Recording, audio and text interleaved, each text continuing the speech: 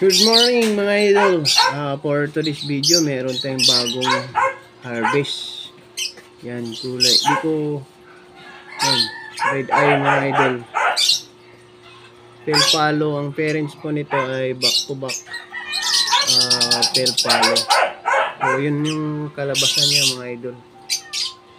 Yung parents po nito ay back to back pel palo po.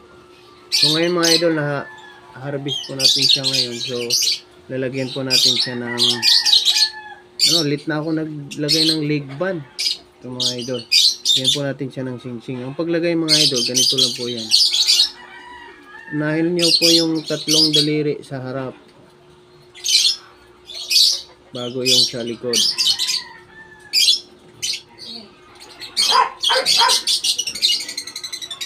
Mga idol, medyo malikot lang po siya, kaya medyo mahirap ilagay. Yan, isusuot na po natin yung tatlo daliri niya mga idol. Uy, iwan niya isa, dapat tatlo. Yan, tapos ganun lang po natin.